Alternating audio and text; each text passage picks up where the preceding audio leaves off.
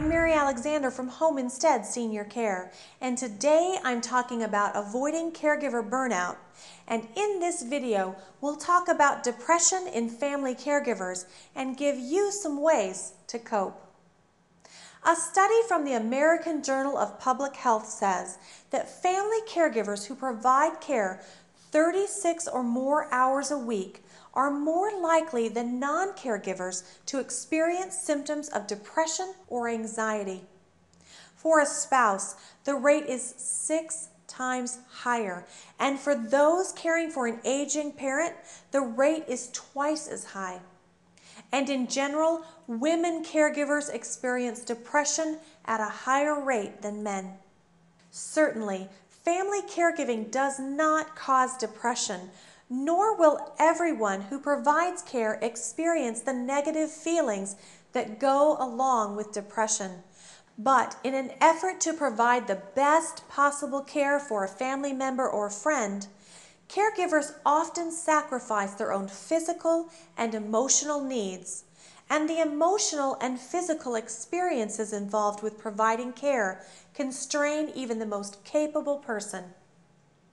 The resulting feelings of anger, anxiety, sadness, isolation, exhaustion, and then guilt for having these feelings can take a heavy toll. Unfortunately, feelings of depression are often seen as a sign of weakness rather than a sign that something is out of balance.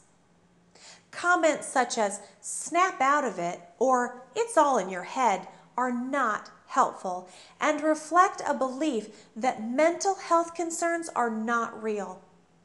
Ignoring or denying your feelings will not make them go away either. People experience depression in different ways.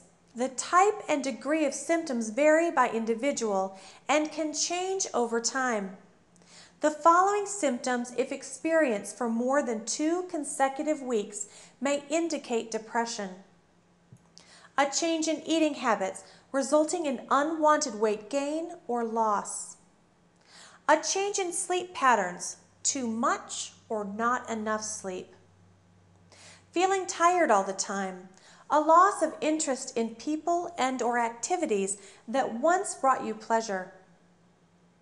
Becoming easily agitated or angered. Feeling that nothing you do is good enough. Thoughts of death or suicide or attempting suicide. Ongoing physical symptoms that do not respond to treatment, such as headaches, digestive disorders, and chronic pain. Early attention to symptoms of depression may help to prevent the development of a more serious depression over time. The National Institute of Mental Health offers the following recommendations. First, set realistic goals in light of the depression and assume a reasonable amount of responsibility. Second, break large tasks into small ones. Set some priorities and do what you can as you can. Third, try to be with other people and to confide in someone. It is usually better than being alone. Fourth, participate in activities that make you feel better, such as mild exercise, going to a movie or ball game, or attending a religious, social, or community event. Fifth, expect your mood to improve gradually, not immediately. Feeling better takes time. Sixth, it is advisable to postpone important decisions until the depression has lifted.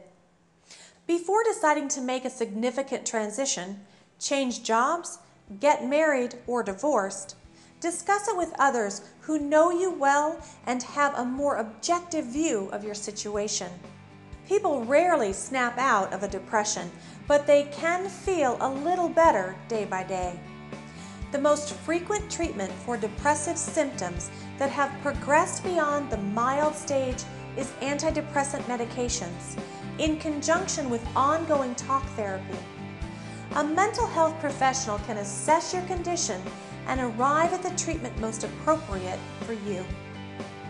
Before we get into ways to help you cope with the stress that family caregiving can bring, we're going to talk about one more difficult situation, and that is the challenge of dealing with dementia or Alzheimer's patients.